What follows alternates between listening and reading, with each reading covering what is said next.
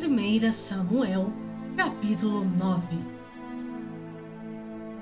Havia um homem de Benjamim, cujo nome era Quis, filho de Abiel, filho de Zeror, filho de Becorate, filho de Afias, benjamita, homem de bens. Tinha ele um filho cujo nome era Saul, moço e tão belo que entre os filhos de Israel não havia outro mais belo do que ele. Desde os ombros para cima, sobressaía a todo o povo. Extraviaram-se as jumentas de Quis, pai de Saul. Disse Quis a Saul, seu filho: toma agora contigo um dos moços, dispõe-te e vai procurar as jumentas. Então, atravessando a região montanhosa de Efraim e a terra de Salisa, não as acharam. Depois passaram a terra de Saalim, porém elas não estavam ali. Passaram ainda a terra de Benjamim, todavia não as acharam. Vindo eles, então, à terra de Zuf, Saul disse para o seu moço, com quem ele ia: vem e voltemos. Não suceda que meu pai deixe de preocupar-se com as jumentas e se aflija por causa de nós. Porém, ele lhe disse: nesta cidade há um homem de Deus, e é muito estimado. Tudo quanto ele diz sucede. Vamo-nos agora lá, mostrar-nos-á porventura o caminho que devemos seguir. Então Saul disse ao seu moço: eis, porém, se lá formos, que levaremos então aquele homem? Porque o pão de nossos alforjes se acabou, e presente não temos que levar ao homem de Deus. Que temos? O moço tornou a responder a Saul e disse: eis que tenho ainda em mãos 1/4 de siclo de prata, o qual darei ao homem de Deus, para que nos mostre o caminho. Antigamente, em Israel, indo alguém consultar a Deus, dizia: vinde, vamos ter com o vidente, porque ao profeta de hoje, antigamente, se chamava vidente. Então disse Saul ao moço: dizes bem, anda, pois, vamos. E foram-se à cidade onde estava o homem de Deus. Subindo eles pela encosta da cidade, encontraram umas moças que saíam a tirar água e lhes perguntaram: está aqui o vidente? Elas responderam: está, eis aí o tens diante de ti. Apressa-te, pois, porque hoje veio à cidade, porquanto o povo oferece hoje sacrifício no alto. Entrando vós na cidade, logo o achareis, antes que suba ao alto para comer, porque o povo não comerá enquanto ele não chegar, porque ele tem de abençoar o sacrifício, e só depois comem os convidados. Subi, pois, agora, que hoje o achareis. Subiram, pois, à cidade. Ao entrarem, eis que Samuel lhes saiu ao encontro para subir ao alto. Ora, o Senhor, um dia antes de Saul chegar, o revelara a Samuel, dizendo: amanhã, a estas horas, te enviarei um homem da terra de Benjamim, o qual ungirás por príncipe sobre o meu povo de Israel. E ele livrará o meu povo das mãos dos filisteus, porque atentei para o meu povo, pois o seu clamor chegou a mim. Quando Samuel viu a Saul, o Senhor lhe disse: eis o homem de quem eu já te falara, este dominará sobre o meu povo. Saul se chegou a Samuel no meio da porta e disse: mostra-me, peço-te, onde é aqui a casa do vidente? Samuel respondeu a Saul e disse: eu sou o vidente. Sobe adiante de mim ao alto. Hoje comereis comigo. Pela manhã te despedirei, e tudo quanto está no teu coração te declararei.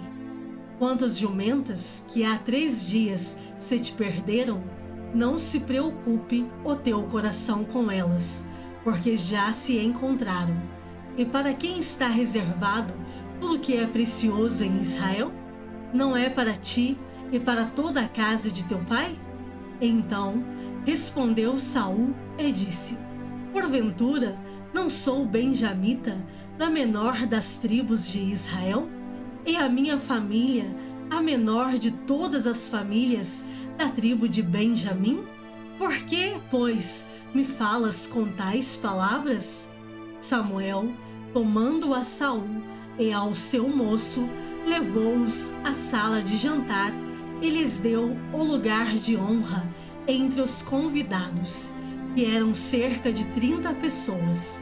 Então disse Samuel ao cozinheiro: Traze a porção que te dei, de que te disse, põe-na à parte contigo. Tomou, pois, o cozinheiro a coxa com o que havia nela e a pôs diante de Saul. Disse Samuel: Eis que isto é o que foi reservado. Toma-o e come, pois se guardou para ti para esta ocasião. Ao dizer eu, convidei o povo. Assim comeu Saul com Samuel naquele dia. Tendo descido do alto para a cidade, falou Samuel com Saul sobre o eirado. Levantaram-se de madrugada e, quase ao subir da alva, chamou Samuel a Saul ao eirado, dizendo: Levanta-te, eu irei contigo para te encaminhar. Levantou-se Saul e saíram ambos, ele e Samuel. Desciam eles para a extremidade da cidade, quando Samuel disse a Saul: Dize ao moço que passe adiante de nós, e tu, tendo ele passado, espera, e te farei saber a palavra de Deus. 1 Samuel, capítulo 10. Tomou Samuel um vaso de azeite e lhe o derramou sobre a cabeça, e o beijou e disse: Não te ungiu, porventura, o Senhor por príncipe sobre a sua herança, o povo de Israel? Quando te apartares hoje de mim, acharás 2 homens junto ao sepulcro de Raquel, no território de Benjamim, em Zelza, os quais te dirão: Acharam-se as jumentas que foste procurar.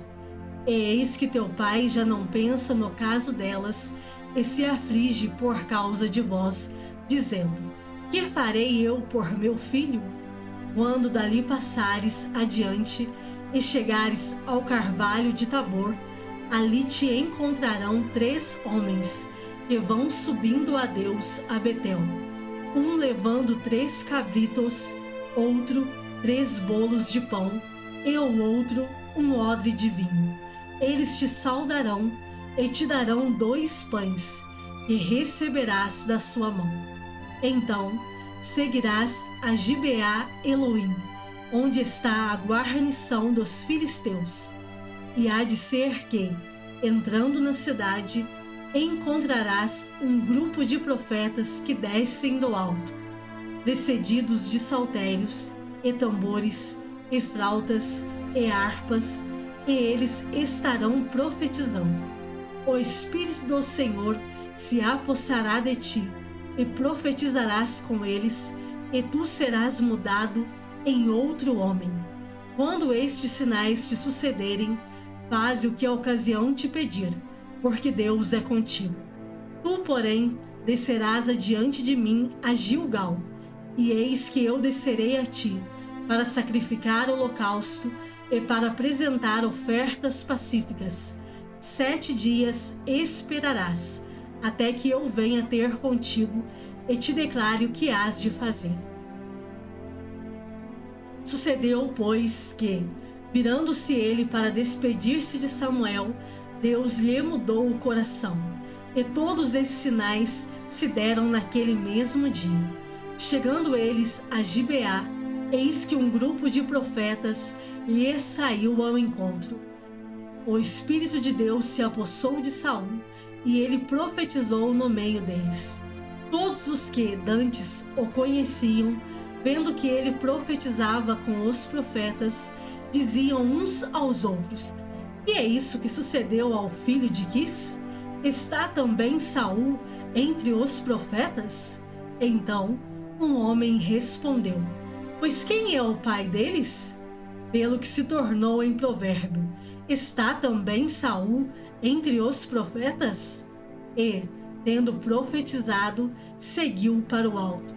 Perguntou o tio de Saul a ele e ao seu moço: "Aonde fostes?" Respondeu ele: "A buscar as jumentas e, vendo que não apareciam, fomos a Samuel." Então disse o tio de Saul: "Conta-me, peço-te, que é o que vos disse Samuel?" Respondeu Saul a seu tio: "Informou-nos de que as jumentas foram encontradas. Porém, com respeito ao reino de que Samuel falara, não lhe o declarou." Convocou Samuel o povo ao Senhor em Mispa e disse aos filhos de Israel: "Assim diz o Senhor, Deus de Israel: Fiz subir a Israel do Egito e livrei-vos das mãos dos egípcios e das mãos de todos os reinos que vos oprimiam. Mas vós rejeitastes hoje a vosso Deus, que vos livrou de todos os vossos males e trabalhos, e lhe dissestes: Não, mas constitui um rei sobre nós. Agora, pois, ponde-vos perante o Senhor pelas vossas tribos e pelos vossos grupos de milhares." Tendo Samuel feito chegar todas as tribos, foi indicada por sorte a de Benjamim. Tendo feito chegar a tribo de Benjamim pelas suas famílias, foi indicada a família de Matri, e dela foi indicado Saul, filho de Quis. Mas quando o procuraram, não podia ser encontrado. Então tornaram a perguntar ao Senhor se aquele homem viera ali. Respondeu o Senhor: "Está aí escondido entre a bagagem." Correram e o tomaram dali. Estando ele no meio do povo, era o mais alto e sobressaía de todo o povo do ombro para cima. Então disse Samuel a todo o povo: "Vedes a quem o Senhor escolheu? Pois em todo o povo não há nenhum semelhante a ele." Então todo o povo rompeu em gritos, exclamando: "Viva o rei!" Declarou Samuel ao povo o direito do reino, escreveu-o num livro e o pôs perante o Senhor. Então despediu Samuel todo o povo, cada um para sua casa. Também Saul se foi para sua casa a Gibeá, e foi com ele uma tropa de homens cujo coração Deus tocara.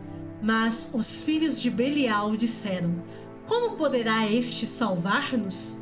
E o desprezaram e não lhe trouxeram presentes. Porém Saul se fez de surdo. Salmos de número 124. Não fosse o Senhor que esteve ao nosso lado, Israel que o diga. Não fosse o Senhor que esteve ao nosso lado, quando os homens se levantaram contra nós e nos teriam engolido vivos, quando a sua ira se acendeu contra nós, as águas nos teriam submergido e sobre a nossa alma teria passado a torrente. Águas impetuosas teriam passado sobre a nossa alma. Bendito o Senhor, que não nos deu por presa aos dentes deles. Salvou-se a nossa alma como um pássaro do laço dos passarinheiros. Quebrou-se o laço e nós nos vimos livres. O nosso socorro está em o nome do Senhor, Criador do céu e da terra. 2 Coríntios capítulo 2. Isto deliberei por mim mesmo, não voltar a encontrar-me convosco em tristeza. Porque, se eu vos entristeço, quem me alegrará? Senão aquele que está entristecido por mim mesmo? E isto escrevo para que, quando for, não tenha tristeza da parte daqueles que deveriam alegrar-me, confiando em todos vós de que a minha alegria é também a vossa. Porque, no meio de muitos sofrimentos e angústias de coração, vos escrevi, com muitas lágrimas, não para que ficasseis entristecidos, mas para que conheceis o amor que vos consagro em grande medida. Ora, se alguém causou tristeza, não o fez apenas a mim, mas, para que eu não seja demasiadamente áspero, digo que em parte a todos vós. Basta-lhe a punição pela maioria, de modo que deveis, pelo contrário, perdoar-lhe e confortá-lo, para que não seja o mesmo consumido por excessiva tristeza. Pelo que vos rogo que confirmeis para com ele o vosso amor. E foi por isso também que vos escrevi, para ter prova de que, em tudo, sois obedientes. A quem perdoais alguma coisa, também eu perdoo, porque, de fato, o tenho perdoado, se alguma coisa tenho perdoado. Por causa de vós o fiz na presença de Cristo, para que Satanás não alcance vantagem sobre nós, pois não lhe ignoramos os desígnios. Ora, quando cheguei a Troade para pregar o Evangelho de Cristo, e uma porta se me abriu no Senhor, não tive, contudo, tranquilidade no meu espírito, porque não encontrei o meu irmão Tito. Por isso, despedindo-me deles, parti para a Macedônia. Graças, porém, a Deus que, em Cristo, sempre nos conduz em triunfo e, por meio de nós, manifesta em todo lugar a fragrância do seu conhecimento, porque nós somos para com Deus o bom perfume de Cristo, tanto nos que são salvos como nos que se perdem. Para com estes, cheiro de morte para a morte, para com aqueles, aroma de vida para a vida. Quem, porém, é suficiente para estas coisas? Porque nós não estamos, como tantos outros, mercadejando a palavra de Deus. Antes, em Cristo, é que falamos na presença de Deus, com sinceridade e da parte do próprio Deus. 2 Coríntios, capítulo 3. Começamos, porventura, outra vez, a recomendar-nos a nós mesmos? Ou temos necessidade, como alguns, de cartas de recomendação para vós outros ou de vós? Vós sois a nossa carta, escrita em nosso coração, conhecida e lida por todos os homens, estando já manifestos como carta de Cristo, produzida pelo nosso ministério, escrita não com tinta, mas pelo Espírito do Deus vivente, não em tábuas de pedra, mas em tábuas de carne, isto é, nos corações. E é por intermédio de Cristo que temos tal confiança em Deus, não que, por nós mesmos, sejamos capazes de pensar alguma coisa, como se partisse de nós. Pelo contrário, a nossa suficiência vem de Deus, o qual nos habilitou para sermos ministros de uma nova aliança, não da letra, mas do Espírito, porque a letra mata, mas o Espírito vivifica. E, se o ministério da morte, gravado com letras em pedras, se revestiu de glória, a ponto de os filhos de Israel não poderem fitar a face de Moisés por causa da glória do seu rosto, ainda que desvanecente, como não será de maior glória o ministério do Espírito? Porque, se o ministério da condenação foi glória, em muito maior proporção será glorioso o ministério da justiça. Porquanto, na verdade, o que, outrora, foi glorificado neste respeito, já não resplandece diante da atual sobreexcelente glória.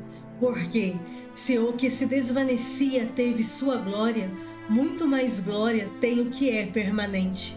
Tendo, pois, tal esperança, servimo-nos de muita ousadia no falar, E não somos como Moisés, que punha véu sobre a face, para que os filhos de Israel não atentassem na terminação do que se desvanecia, mas os sentidos deles se embotaram, pois até ao dia de hoje, quando fazem a leitura da antiga aliança, o mesmo véu permanece, não lhes sendo revelado que, em Cristo, é removido. Mas até hoje, quando é lido Moisés, o véu está posto sobre o coração deles. Quando, porém, algum deles se converte ao Senhor, o véu lhe é retirado. Ora, o Senhor é o Espírito, e onde está o Espírito do Senhor, aí a liberdade. E todos nós, com o rosto desvendado, contemplando como por espelho a glória do Senhor, somos transformados de glória em glória na sua própria imagem, como pelo Senhor, o Espírito.